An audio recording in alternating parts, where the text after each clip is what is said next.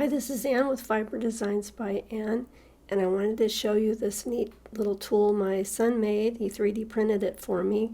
I gave him a little drop design, and then he made it so that it could come apart. The handle comes off, and he put a rectangle up here, and I figured out that a hole works better. So he's actually going to make me another one that will be the way we've just fine-tuned this, but it's really neat. This isn't, I know that there are a lot of templates out there for hexagons, and they're all kind of die cuts, ways you can cut them, ways you can print out the papers, and I've done it several different ways, but I decided I wanted something that I could use without the machinery, something I could just sit and relax and do. I really enjoy just sewing these up.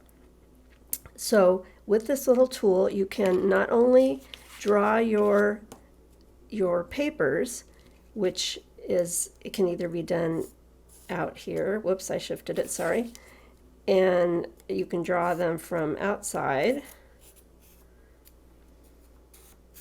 A mechanical pencil works better, I think, or you can use the little hole to help guide you, and you just push down.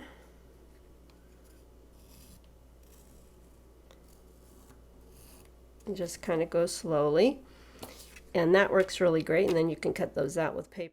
I use a paper rotary cutter sometimes and a ruler, but I don't want that stuff. I want to make this easy, so I would just have scissors and I would just cut those out. The other thing that you can do with it is, what I do with it is just trace just the outside, and then I would cut that out.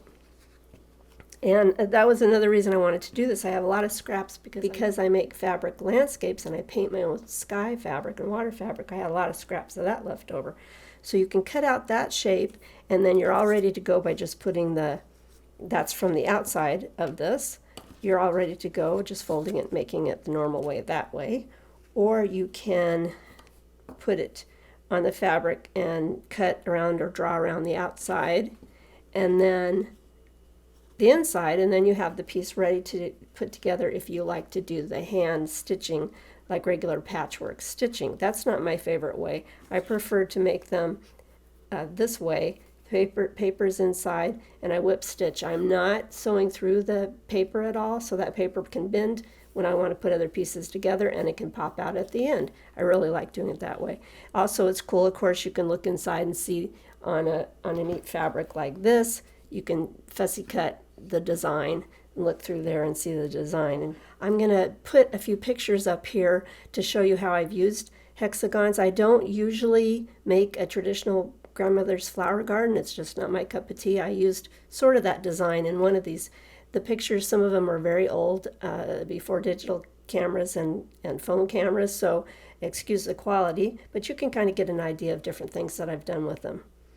If you like this video, please give it a thumbs up, and if you haven't, subscribe and tap the bell so that you can get notifications of upcoming videos. This has been Ann. Thanks a lot for watching.